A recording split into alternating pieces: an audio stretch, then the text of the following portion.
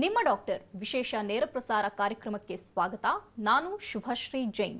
ಒತ್ತಡದ ಜೀವನ, ಬದಲಾಗುತ್ತಿರುವ ಜೀವನ ಶೈಲಿ, ಜನರಿಗೆ ನೂರಾರು ಆರೋಗ್ಯ ಸಮಸ್ಯೆ, ಯಾವ ಸಮಸ್ಯೆಗೆ ಯಾವ ಚಿಕಿತ್ಸೆ ಅನ್ನೋದೇ ದೊಡ್ಡ ಚಿಂತೆ. ಇಂತಹ ಸಮಸ್ಯೆ ಇರೋರಿಗೆ ಒಂದೇ ವೇದಿಕೆಯಲ್ಲಿ ಸಿಗುತ್ತೆ ಉತ್ತರ. ಇದೇ ಟಿವಿ9ನ ವಿಶೇಷ ಕಾರ್ಯಕ್ರಮ ನಿಮ್ಮ ಡಾಕ್ಟರ್.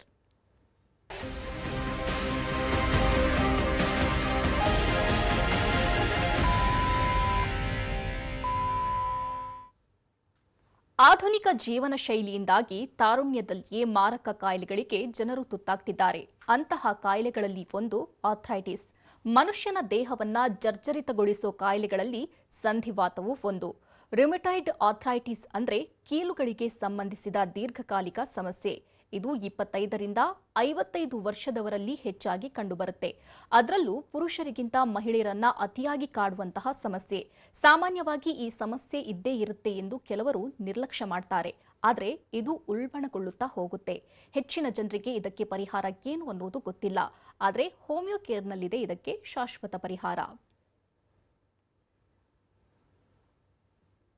ಈ ಬಗ್ಗೆ ಹೆಚ್ಚಿನ ಮಾಹಿತಿ ನೀಡಲಿದ್ದಾರೆ ಹೋಮಿಯೋ ಕೇರ್ ಇಂಟರ್ನ್ಯಾಷನಲ್ನ ವೈದ್ಯರಾದ ಲೀನಾ ವಿಜಯ್. ಡಾಕ್ಟರ್, ಕಾರ್ಯಕ್ರಮಕ್ಕೆ ಸ್ವಾಗತ. Thank you.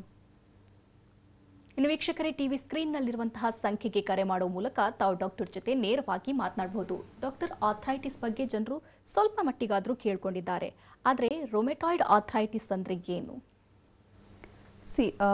ಆರ್ಥ್ರೈಟಿಸ್ಗಳಲ್ಲಿ ಹಲವಾರು ಟೈಪ್ಸ್ ಆಫ್ ಆರ್ಥ್ರೈಟಿಸ್ನ ಪೇಷಂಟ್ಸ್ನ ನಾವು ನಮ್ಮ ದಿನನಿತ್ಯದ ಪ್ರಾಕ್ಟೀಸ್ನಲ್ಲಿ ನೋಡ್ತಾ ಬರ್ತಿದ್ದೀವಿ. ಇಷ್ಟು ಟೈಪ್ಸ್ ಆಫ್ ಆರ್ಥ್ರೈಟಿಸ್ ಅಂದರೆ ಓವರ್ ಆಲ್ ದ ಹೋಲ್ ವರ್ಲ್ಡ್ನಲ್ಲಿ ನಾವು ತಗೊಳ್ಳೋದಾಯಿತು ಅಂದರೆ there are more than 100 types of arthritis. But ಭಾರತದಲ್ಲಿ 8ರಿಂದ 10 ಟೈಪ್ ಆಫ್ ಆರ್ಥ್ರೈಟಿಸ್ ಪೇಷಂಟ್ಸು ನಮ್ಮ ಡೈಲಿ ಕ್ಲಿನಿಕಲ್ ಪ್ರಾಕ್ಟೀಸ್ನಲ್ಲಿ ನಾವು ನೋಡ್ತಾ ಬರ್ತೀವಿ. ಸೊ ಈ 8ರಿಂದ 10 ಟೈಪ್ಸ್ ಆಫ್ ಆರ್ಥ್ರೈಟಿಸ್ಗಳಲ್ಲಿ ಅತಿ ಭಯಂಕರವಾದಂತಹ ಕಾಯಿಲೆ ಅಂತಂದರೆ ಈ ರುಮಟಾಯ್ಡ್ ಆರ್ಥ್ರೈಟಿಸ್ ಅಂತ ಹೇಳ್ಬೋದು. ಸೊ ಏನಾಗುತ್ತೆ ಈ ಒಂದು ಆರ್ಥ್ರೈಟಿಸ್ ಸಮಸ್ಯೆ ಅಂತಂದರೆ, it is a disease related to joints ಅಥವಾ ಸಂಧಿಗಳು, ಕೀಲುಗಳಿಗೆ ಸಂಬಂಧಪಟ್ಟಂತಹ ಕಾಯಿಲೆ ಅಂತ ಹೇಳ್ಬೋದು. ಸೊ ಆರ್ಥ್ರೈಟಿಸ್ ಅಂತಂದರೆ ಡೆಫಿನಿಷನ್ ಅಂತಂದರೆ it is nothing but inflammation of the joints. ಕೀಲುಗಳಲ್ಲಿ ಇನ್ಫ್ಲಮೇಟರಿ ಚೇಂಜಸ್ ಆದಾಗ ಕಾಣಿಸ್ಕೊಳ್ಳುವಂತಹ ಒಂದು ತೊಂದರೆಗೆ ನಾವು ಆರ್ಥ್ರೈಟಿಸ್ ಅಂತ ಹೇಳ್ತೀವಿ. ಸೊ ಇದರ ಸಿಂಪ್ಟಮ್ಸ್ ಹೇಗಿರುತ್ತೆ, ರೋಗ ಲಕ್ಷಣಗಳು ಹೇಗಿರುತ್ತೆ ಅಂತಂದರೆ, ಪೇಯ್ನ್ ಕಾಣಿಸ್ಕೊಳ್ಳೋದು, ಸ್ಟಿಫ್ನೆಸ್ ಕಾಣಿಸ್ಕೊಳ್ಳೋದು, ಮೂಮೆಂಟ್ಸ್ನಲ್ಲಿ ರಿಸ್ಟ್ರಿಕ್ಟ್ ಆಗುವಂಥದ್ದು. ಅಂದರೆ ನಿಮ್ಮ ದಿನನಿತ್ಯದ ಮೂವ್ಮೆಂಟ್ಸ್ಗಳಲ್ಲಿ ಅಷ್ಟು ಲವಲವಿಕೆಯಿಂದ ನಿಮಗೆ ಆಕ್ಟಿವ್ ಮೂಮೆಂಟ್ಸ್ ಮಾಡೋಕ್ಕಾಗಲ್ಲ ಈ ಒಂದು ಆರ್ಥ್ರೈಟಿಸ್ ಬಂದ ನಂತರ. ಹಾಗೂ ಅಲ್ಲಿ ರೆಡ್ನೆಸ್, ಹೀಟ್ ಮತ್ತು ಸ್ವೆಲ್ಲಿಂಗ್ ಇರುತ್ತೆ. ಅಂದರೆ ಆರ್ಥ್ರೈಟಿಸ್ಗೆ ಒಳಗಾದಂತಹ ಜಾಯಿಂಟ್ನ ನಾವು ಡಾರ್ಸಮ್ ಆಫ್ ದ ಹ್ಯಾಂಡ್ನಲ್ಲಿ ನಾವು ಟಚ್ ಮಾಡಿದಾಗ ಅಲ್ಲಿ ಟೆಂಪ್ರೇಚರ್ ಸ್ವಲ್ಪ ಜಾಸ್ತಿ ಇರುವಂಥದ್ದು ಅಥವಾ ಮುಟ್ಟಿದಾಗ ಸ್ವಲ್ಪ ಬೆಚ್ಚಗೆ ಇರುವಂತಹ ಫೀಲಿಂಗು ನಮಗೆ ಆಗುತ್ತೆ. ಸೊ ಈ ಎಲ್ಲ ಚಿಹ್ನೆಗಳು ಒಂದು ಪೇಷಂಟಲ್ಲಿ ಇದ್ದಾಗ he or she is suffering from arthritis ಅಂತ ಹೇಳ್ಬೋದು. ಸೊ ಹಾಗಾಗಿ ನಮ್ಮ ಡೈಲಿ ಪ್ರಾಕ್ಟೀಸ್ನಲ್ಲಿ the most common type of arthritis that we come across in a daily practice ಅಂತ ಬ್ರೀಫ್ ಆಗಿ ಹೇಳೋದಾಯಿತು ಅಂದರೆ osteoarthritis, rheumatoid arthritis, infective arthritis, sero negative arthritis, viral arthritis, psoriatic arthritis ಅಂತ ಹೀಗೆ ಹಲವಾರು ಟೈಪ್ಸ್ ಆಫ್ ಆರ್ಥ್ರೈಟಿಸ್. ಸೊ ನಾನು mention ಮಾಡಿದಂಥ arthritis almost daily ಕಾಣ್ತಾ ಬರ್ತಾರೆ. ಬಟ್ ಈ ಒಂದು rheumatoid arthritis ಅನ್ನೋದೇನಿದೆ, it is considered as an auto immune disorder which is related with joints ಅಂತ ಹೇಳ್ಬೋದು. ಈ ಆಟೋ ಇಮ್ಯೂನ್ ಡಿಸೀಸ್ಗಳಲ್ಲಿ ಹಲವಾರು ಡಿಸೀಸಸ್ಗಳಿವೆ. ಅದು ಸ್ಕಿನ್ಗೆ ಸಂಬಂಧಪಟ್ಟ ತೊಂದರೆಗಳಾಯಿತು ಅಂದರೆ ಸೋರಿಯಾಸಿಸ್ ಆಗಿರ್ಬೋದು, ವಿಟಿಲಿಗೋ ಆಗಿರ್ಬೋದು. ಅದೇ ಥರನೇ ಜಾಯಿಂಟ್ಸ್ಗೆ ಸಂಬಂಧಪಟ್ಟಂತಹ ಆಟೋ ಇಮ್ಯೂನ್ ಡಿಸಾರ್ಡರ್ ಅಂತಂದರೆ ಈ ರುಮಟಾಯ್ಡ್ ಆರ್ಥ್ರೈಟಿಸ್ ಅಂತ ಹೇಳ್ತೀವಿ. ಸೊ ಏನಾಗುತ್ತೆ, ಈಗ ಒಬ್ಬ ವ್ಯಕ್ತಿಗೆ ಆಗಿನ ಕಾಲದಲ್ಲೆಲ್ಲ ಅಂದರೆ where I am talking about 50 years 100 years back, ವಯಸ್ಸಾದವ್ರಿಗೆ ಮಾತ್ರ ಕಾಯಿಲೆಗಳು ಬರ್ತಾ ಇತ್ತು. ಚಿಕ್ಕ ಮಕ್ಕಳಿಗೆ, ಮಧ್ಯ ವಯಸ್ಕರಲ್ಲಿ ಕಾಯಿಲೆಗಳು ಕಾಣಿಸ್ಕೊಳ್ತಾನೆ ಇರ್ತಾ ಇರಲಿಲ್ಲ. ಆದರೆ ಸೀರಿಯಸ್ ಆಗಿ ಒಂದು ಆನೆಸ್ಟ್ ಆಗಿ ಒಂದು ಏನು ಹೇಳ್ತಾ ಇದ್ದೀನಿ, ಆಸ್ ಅ ಡಾಕ್ಟರ್ ಏನು ಹೇಳ್ತಾ ಇದ್ದೀನಿ ಅಂದರೆ, ಇತ್ತೀಚಿನ ದಿನಗಳಲ್ಲಿ it is very unfortunate to see that mid adult age group ಪೀಪಲ್ನ ಅವರ ತಂದೆಯರು, ಅಂದರೆ ವಯಸ್ಸಾದಂತಹ ತಂದೆಯರು ಮಕ್ಕಳನ್ನ, ಅಡಲ್ಟ್ಸ್ನ ಕರ್ಕೊಂಡು ಕ್ಲಿನಿಕ್ಗೆ ಬರ್ತಾ ಇದ್ದಾರೆ ಅಂತ ಹೇಳಿದ್ರೆ ಇಟ್ ಈಸ್ ರಿಯಲಿ ಅನ್ಫಾರ್ಚುನೇಟ್ ಅಂತಾನೆ ಹೇಳ್ಬೋದು. It's all because of change in the life style, sedentary life style, and ನೀವು ತಿಂತಿರುವಂತಹ ಆಹಾರ ಪದ್ಧತಿ ಆಗಿರಬಹುದು, ಬ್ಯುಸಿ ಲೈಫ್ ಶೆಡ್ಯೂಲ್ ಆಗಿರ್ಬೋದು, ವ್ಯಾಯಾಮ ರಹಿತ ಜೀವನ ಶೈಲಿ ಆಗಿರ್ಬೋದು, and the quality of the food and the environment in which we are living, ಇದೆಲ್ಲ ಕೂಡ ಕಾರಣ ಆಗುತ್ತೆ. 100 years ಬ್ಯಾಕ್ ಇಷ್ಟೊಂದು ಪೊಲ್ಯೂಷನ್ ಇರಲಿಲ್ಲ, ಇಷ್ಟೊಂದು ಆಹಾರದಲ್ಲಿ ಇಷ್ಟೊಂದು ಅಡಲ್ಟ್ರೇಷನ್ ಇರಲಿಲ್ಲ, ಆ್ಯಂಡ್ ಈ ಒಂದು ಬ್ಯುಸಿ ಲೈಫ್ ಸ್ಟೈಲ್ ಕೂಡ ಇರಲಿಲ್ಲ.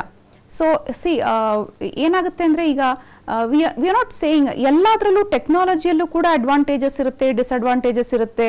100 years ಬ್ಯಾಕ್ ಲೈಫ್ ಸ್ಟೈಲಲ್ಲೂ ಕೂಡ ಕೆಲವು ಅಡ್ವಾಂಟೇಜಸ್ ಡಿಸ್ಅಡ್ವಾಂಟೇಜಸ್ ಇರ್ತಿತ್ತು. ಆದರೆ ಎಷ್ಟರ ಮಟ್ಟದಲ್ಲಿ ನಾವು ಈ ಒಂದು ಟೆಕ್ನಾಲಜಿಯಲ್ಲಿ ಇನ್ವಾಲ್ವ್ ಆಗಿಬಿಟ್ಟಿದ್ದೀವಿ ಅಂದರೆ ಇದರಿಂದ ಹೊರಗಡೆ ಬರೋಕ್ಕಾಗದೇನೆ ಆ disease because of that life style disease ನಿಮ್ಮನ್ನು ಆವರಿಸ್ಕೊಂಡ್ಬಿಟ್ಟಿದೆ ಅಂತ ಹೇಳ್ಬೋದು. ಸೊ ಹಾಗೇನೆ ನೋಡಕ್ಕೆ ಹೋಯ್ತು ಅಂದರೆ ರುಮಟಾಯ್ಡ್ ಆರ್ಥ್ರೈಟಿಸ್ ಅನ್ನೋದು ಯಾವ ಏಜ್ ಗ್ರೂಪ್ನಲ್ಲಿ ಬೇಕಾದರೂ ಅಂದರೆ 20 ರಿಂದ 60 ವರ್ಷದ ವಯಸ್ಸಿನವರಲ್ಲಿ ಹೆಚ್ಚಾಗಿ ಕಂಡುಬರುವಂಥ ಕಾಯಿಲೆ. ಈ 20 ವರ್ಷ 25 ವರ್ಷ ಅಂದರೆ ಇಲ್ಲಿ ಮೂಳೆಗಳು ಡಿಜನರೇಟ್ ಆಗುವಂಥ ಒಂದು ಏಜ್ ಅಲ್ಲ ಆ ಪೇಷಂಟ್ದು. ಸೊ ಅಲ್ಲಿ ಯೂಶಲ್ ಆಗಿ ಮಂಡಿ ನೋವು, ಸೊಂಟ ನೋವು ಅಂದರೆ ವಯಸ್ಸಾಗಿದೆ, ಮೂಳೆಗಳು ಸವಿದಿದೆ ಅಂತ ಹೇಳಿ ಮಂಡಿ ನೋವು ಬರುತ್ತೆ ಅಂತ ಕಾಮನ್ ಆಗಿ ತಗೊಳ್ಬೋದು. ಆದರೆ ಈ ರುಮಟಾಯ್ಡ್ ಆರ್ಥ್ರೈಟಿಸ್ ಅನ್ನೋದು 20 ರಿಂದ 22 ವರ್ಷದಲ್ಲಿ ಬಂದಾಗ ಅಲ್ಲಿ ಮೂಳೆಗಳು ಸವಿತಾ ಇರೋದಿಲ್ಲ. ಬದಲಾಗಿ ಅವರ ದೇಹದಲ್ಲಿರುವಂತಹ ಇಮ್ಯೂನ್ ಸಿಸ್ಟಮ್ ವೀಕ್ ಆಗಿ ಅವರ ದೇಹದ ಸೆಲ್ಸೇನೆ ಬೇಗ ಹಾಳಾಗ್ತಾ ಬರುವಂತಹ ಕಾಯಿಲೆಗಳಿಗೆ ಆಟೋ ಇಮ್ಯೂನ್ ಡಿಸೀಸ್ ಅಂತ ಹೇಳ್ತೀವಿ. ಆಟೋ ಅಂದರೆ ಸೆಲ್ಫ್, ಇಮ್ಯೂನ್ ಅಂತಂದ್ರೆ ರೋಗ ನಿರೋಧಕ ಶಕ್ತಿ. ಸೊ ನಿಮ್ಮ ದೇಹದಲ್ಲಿರುವಂತಹ ರೋಗ ನಿರೋಧಕ ಶಕ್ತಿ ಕಡಿಮೆ ಆಗಿ ನಿಮ್ಮ ದೇಹದ ಸೆಲ್ಸ್ ಏನೇನೇ ಹಾಳಾಗಿ ಬರುವಂತಹ ಕಾಯಿಲೆಗಳಿಗೆ ಆಟೋ ಇಮ್ಯೂನ್ ಡಿಸೀಸಸ್ ಅಂತ ಹೇಳ್ತೀವಿ. ಅದರಲ್ಲಿ ರುಮಟಾಯ್ಡ್ ಆರ್ಥ್ರೈಟಿಸ್ ಕೂಡ ಒಂದು. ಸೊ ಎಷ್ಟರ ಮಟ್ಟದಲ್ಲಿ ಈ ಒಂದು ಕಾಯಿಲೆ ಮನುಷ್ಯನ ಬಾಧಿಸುತ್ತೆ ಅಂತಂದ್ರೆ it can affect any joint, larger joints like ಮಂಡಿ ಜಾಯಿಂಟ್ ಆಗಿರ್ಬೋದು, ಹಿಪ್ ಜಾಯಿಂಟ್ ಆಗಿರಬಹುದು. It can affect smaller joints like ಕೈ ಬೆರಳುಗಳಿರೋ ಜಾಯಿಂಟ್ಸು, ಕೀಲುಗಳು ಮತ್ತು ಕಾಲ್ ಬೆರಳುಗಳಿರುವಂತಹ ಇಂಟರ್ ಟಾರ್ಸಲ್ ಜಾಯಿಂಟ್ಸ್ ಮತ್ತು ಇಂಟರ್ಫೆಲಿಂಜಿಯಲ್ ಜಾಯಿಂಟ್ಸ್, ರಿಸ್ಟ್ಸ್ ಅಂತ ಹೇಳ್ತೀವಿ, ಎಲ್ಬೋ ಜಾಯಿಂಟ್ಸ್ ಅಂತ ಹೇಳ್ತೀವಿ. ಪ್ರತಿಯೊಂದು ಜಾಯಿಂಟ್ನು ಇದು ಅಫೆಕ್ಟ್ ಮಾಡುತ್ತೆ. ಮತ್ತು ಈ ಕಾಯಿಲೆ ಹೆಚ್ಚಿಗೆ ಆಗ್ತಾ ಆಗ್ತಾ ಆಗ್ತಾ ಆ ರೋಗಿಯ ದಿನನಿತ್ಯದ ಚಟುವಟಿಕೆಗಳನ್ನು ತಾನೇ ಮಾಡ್ಕೊಳ್ಳೋದಕ್ಕೆ ಕಷ್ಟ ಆಗುವಂಥ ಒಂದು ಕಾಯಿಲೆ ಇದು. ಸೊ ಮತ್ತು ಈ ಕಾಯಿಲೆ ಬಂದಾಗ ಈ ಕಾಯಿಲೆ ಬಗ್ಗೆ ಸಂಪೂರ್ಣವಾದ ಮಾಹಿತಿಯನ್ನು ರೋಗಿಗೆ ಮತ್ತು ಅವರ ಮನೆಯವರಿಗೆ ನಾವು ಸ್ಪಷ್ಟಪಡಿಸಬೇಕಾಗತ್ತೆ. Because there are lot of family issues. Husband and wife divorce ಆಗುವಂಥದ್ದು ಈ ಕಾಯಿಲೆಯಿಂದ, ಅತ್ತೆ ಸೊಸೆ ಮಧ್ಯೆ ಪ್ರಾಬ್ಲಮ್ಸ್ ಆಗುವಂಥದ್ದು, ಅಮ್ಮ ಮಕ್ಕಳ ಮಧ್ಯೆ ಪ್ರಾಬ್ಲಮ್ಸ್ ಆಗುವಂಥದ್ದು. ಬಿಕಾಸ್ ನಾನು ಒಂದು ಎಕ್ಸಾಂಪಲ್ನ ಡೀಟೇಲ್ ಆಗಿ ಹೇಳಲಿಕ್ಕೆ ಇಷ್ಟಪಡ್ತೀನಿ. ಅಂದರೆ ಈ ಕಾಯಿಲೆ ಬಂದಾಗ ಪೇಯ್ನ್ ಅನ್ನೋದು it is a subjective symptom which is felt by the patient. ಅಂದರೆ ಈಗ ಕೀಲುಗಳಲ್ಲಿರುವಂತಹ ನೋವನ್ನ ಪೇಷಂಟ್ ಅನುಭವಿಸ್ತಾ ಇರೋರಿಗೆ ಗೊತ್ತಾಗುತ್ತೆ ಹೊರತು ನಮ್ಮ ಕಣ್ಣಿಗೆ ಆ ಪೇಯ್ನ್ ಕಾಣಿಸ್ಕೊಳ್ಳಲ್ಲ. ಆದರೆ ಅವರ ಬಾಡಿಯಲ್ಲಿ RA ಫ್ಯಾಕ್ಟರ್ ಜಾಸ್ತಿ ಆಗಿರುವಂಥದ್ದು ಅಥವಾ CRP ಫ್ಯಾಕ್ಟರ್ ಜಾಸ್ತಿ ಆಗಿರುವಂಥದ್ದು, anti-CCP ಫ್ಯಾಕ್ಟರ್ ಜಾಸ್ತಿ ಆಗಿರೋ ಇವೆಲ್ಲ ರಿಪೋರ್ಟ್ಸ್ನಲ್ಲಿ ನಮಗೆ ಗೊತ್ತಾಗುತ್ತೆ ಹೊರತು ಪೇಷಂಟು ನೋವು ಅಂತ ಅನುಭವಿಸಿದಾಗ more than the doctor it is their family members who have to give moral support to them at that particular time. ಅಂದರೆ ಅವರು ನೋವು ಅಂತ ಹೇಳಿದಾಗ ಅವರ ಮನೆ ಮಂದಿ ಅವರಿಗೆ ಸಪೋರ್ಟಿವ್ ಆಗಿ ನಿಂತ್ಕೋಬೇಕು. ಯಾಕೆ ತೊಂದರೆ ಆಗ್ತಿದೆ? ಬಿಕಾಸ್ ಈ ಚಿಕ್ಕ ವಯಸ್ಸಿನಲ್ಲಿ ಬಂದಾಗ ಏನಾಗುತ್ತೆ, ಹಸ್ಬೆಂಡ್, ಒಂದು ಎಕ್ಸಾಂಪಲ್ ಹೇಳ್ತೀನಿ. ಹಸ್ಬೆಂಡ್ ಇದ್ದಾರೆ, ಅವರ ತಾಯಿ ಇದ್ದಾರೆ ಮತ್ತು ವೈಫ್ ಇದ್ದಾರೆ. ಸೊ ವೈಫ್ ನಮ್ಮ ಕ್ಲಿನಿಕ್ಕಿಗೆ ಬಂದಾಗ she was 38 years old and ಹಸ್ಬೆಂಡ್ನ ತಾಯಿಗೆ 65-70 years old. So patient she's literally started crying in front of me. ಅಂದರೆ ಇದು ಹೇಗೆ ಫ್ಯಾಮಿಲಿ ಡಿಸ್ಪ್ಯೂಟ್ಗೆ ಒಳಗಾಗುತ್ತೆ ಅಂತ ಹೇಳಲಿಕ್ಕೆ ಇಷ್ಟಪಡ್ತಾ ಇದ್ದೀನಿ. ಸೊ ಹಸ್ಬೆಂಡ್ ಮನೆಗೆ ಬಂದಾಗ ಏನಾಗುತ್ತೆ ಅಂದರೆ ಒಂದು ಮಿಡಲ್ ಕ್ಲಾಸ್ ಫ್ಯಾಮಿಲಿ ಅಂತಲೇ ಇಟ್ಕೊಳ್ಳಿ. ಅಲ್ಲಿ ವೈಫ್ದು ಏನಿರುತ್ತೆ ರೋಲು, ಒಂದು ಅಡುಗೆ ಮಾಡುವಂಥದ್ದು, if she's a house wife, ಅಡುಗೆ ಮಾಡುವಂಥದ್ದು, ಮನೆ ಕೆಲಸ ಮಾಡುವಂಥದ್ದು, ಪಾತ್ರೆ ತೊಳೆಯುವಂಥದ್ದು, ಬಟ್ಟೆ ಒಗೆಯುವಂಥದ್ದು, ಇಂಥ ಸಣ್ಣ ಪುಟ್ಟ ಕೆಲಸಗಳು. ಸೊ ಹಸ್ಬೆಂಡ್ ಮನೆಗೆ ಬಂದಾಗ 70 ವರ್ಷದ ತಾಯಿ ಪಾತ್ರೆ ತೊಳಿತಾ ಇದ್ದಾರೆ ಅಂದಾಗ ಇಲ್ಲಿ ವೈಫು ಸೋಫಾ ಮೇಲೆ ಕೂತ್ಕೊಂಡಿದ್ದಾರೆ and she's literally suffering from pain.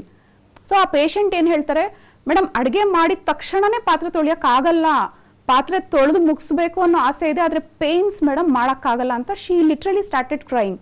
But ಅದನ್ನ ಅತ್ತೆ ನೋಡ್ಬಿಟ್ಟು ಗಂಡ ಬರೋ ಟೈಮ್ನಲ್ಲಿ ಕ್ಲೀನ್ ಆಗಿಡೋಣ ಅಂತ ಅವ್ರ ಪಾತ್ರೆ ತೊಳಿಯಕ್ಕೆ ಹೋದಾಗ ಆ ಟೈಮ್ ಗಂಡ ಬಂದಾಗ the situation where how she feels, so psychologically how she's feeling low ಅಂತ ಹೇಳಿ, first of all with the pain she is suffering so much and above that psychologically also she is feeling upset and ಅವಳಿಗೆ ಇಬ್ಬರು ಮಕ್ಕಳು.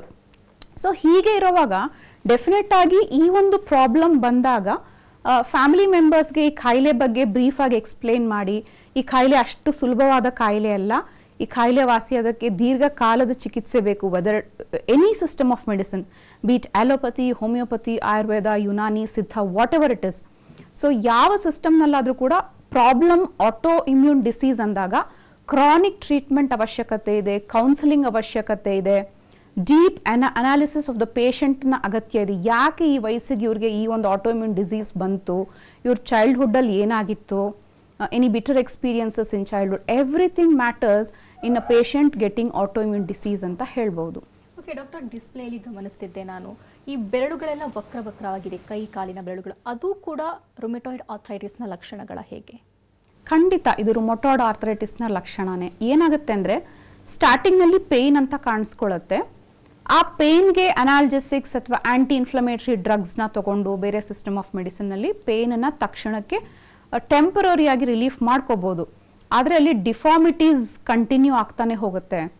So Boney deformities ಅಂದರೆ ಬೋನ್ಸ್ಗಳು ತಮ್ಮ ಆಕಾರ ಕಳ್ಕೊಳ್ಳೋವಂಥದ್ದು, shape ಹೋಗುವಂಥದ್ದು, ಟೆಕ್ಸ್ಚರ್ನಲ್ಲಿ ಚೇಂಜಸ್ ಆಗುವಂಥದ್ದು, ಆ್ಯಂಡ್ ಪೇಯ್ನ್ ಮತ್ತು ಇನ್ಫ್ಲಮೇಷನಿಂದ ಸಿವಿಯರ್ ಸ್ವೆಲ್ಲಿಂಗ್ ಆಗ್ತಾ ಹೋಗುತ್ತೆ.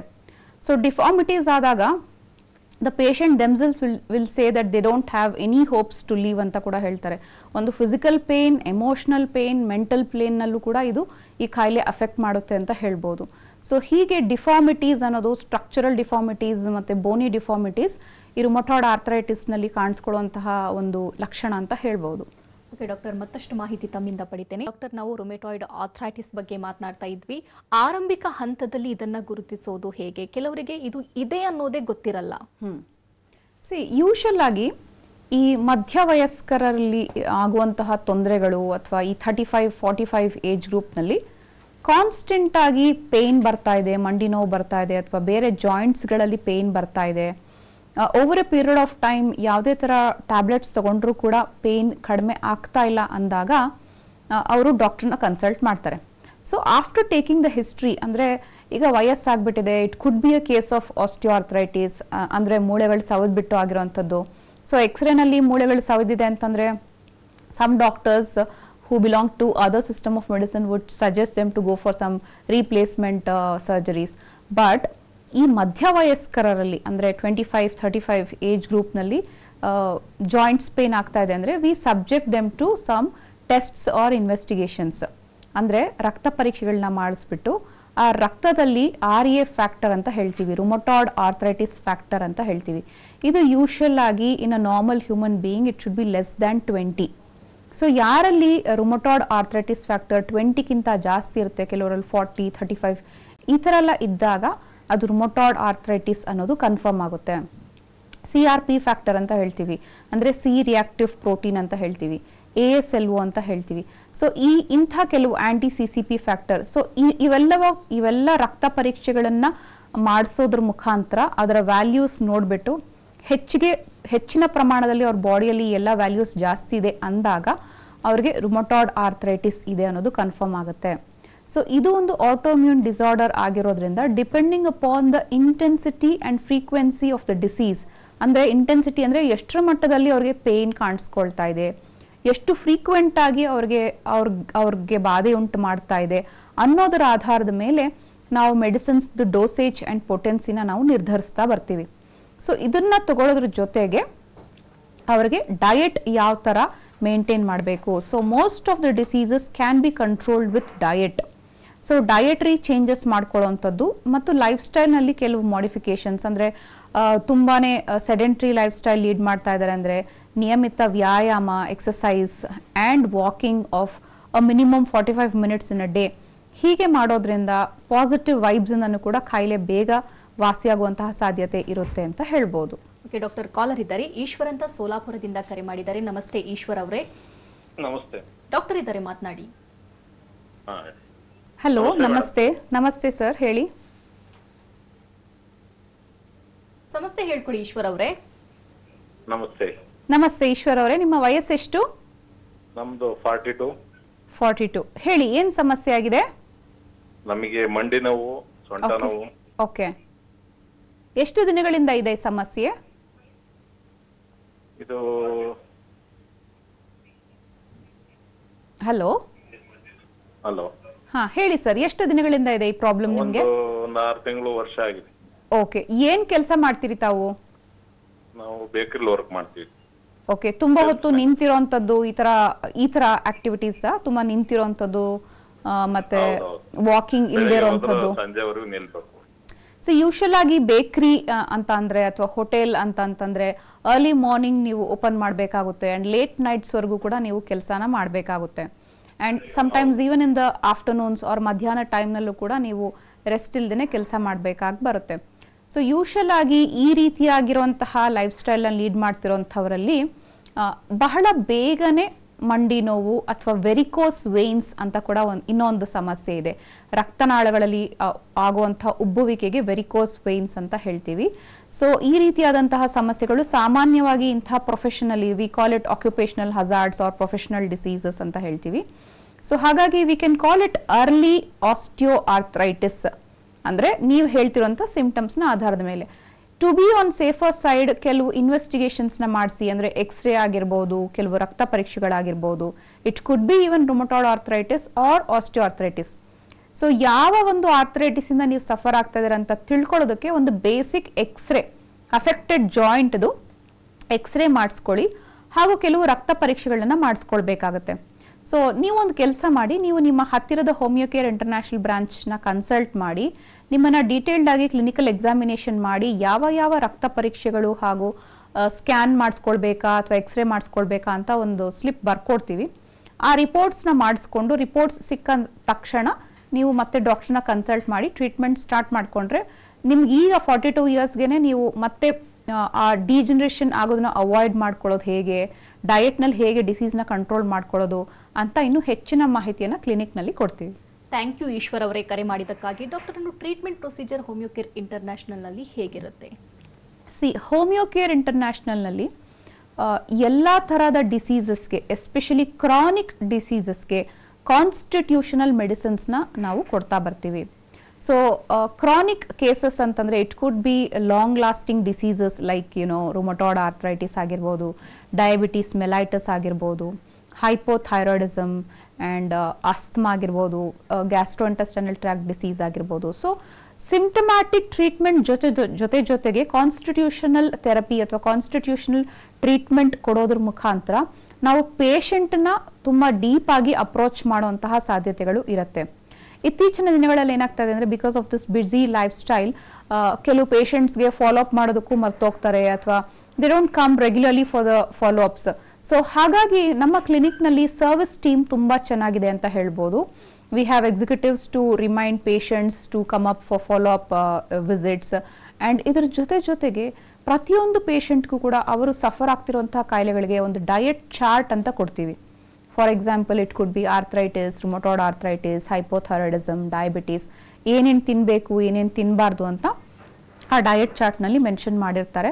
ಅದನ್ನು ಫಾಲೋ ಮಾಡಿಕೊಂಡು ನಿಯಮಿತ ಆಹಾರವನ್ನು ಸೇವನೆ ಮಾಡಿಕೊಂಡು ಎಕ್ಸಸೈಸ್ ಹಾಗೂ ವಾಕಿಂಗ್ ಮಾಡ್ತಾ ಹೋಮಿಯೋಪತಿ ಚಿಕಿತ್ಸೆ ತಗೊಳ್ಳೋದ್ರ ಮುಖಾಂತರ ಅವರ ಒಂದು ದೀರ್ಘಕಾಲದ ಸಮಸ್ಯೆ ಏನಿದೆ, ಕ್ರಾನಿಕ್ ಡಿಸೀಸಸ್, ಇದನ್ನ ಡೆಫಿನೆಟ್ ಆಗಿ ನಿವಾರಣೆ ಮಾಡ್ಕೊಳ್ಬೋದು ಅಂತ ಹೇಳ್ಬೋದು. ಥ್ಯಾಂಕ್ ಯು ಡಾಕ್ಟರ್, ಸಾಕಷ್ಟು ಮಾಹಿತಿ ವಿಚಾರಗಳನ್ನು ಹಂಚಿಕೊಂಡ್ರಿ.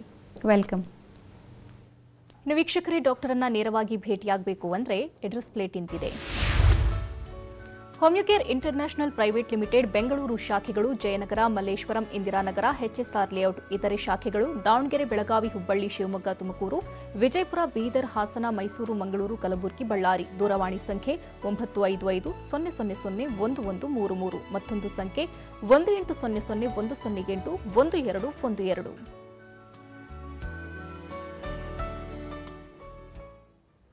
ಇದು ಇವತ್ತಿನ ನಿಮ್ಮ ಡಾಕ್ಟರ್. ನಿರಂತರ ಸುದ್ದಿಗಾಗಿ ನೋಡ್ತಾ ಇರಿ TV9.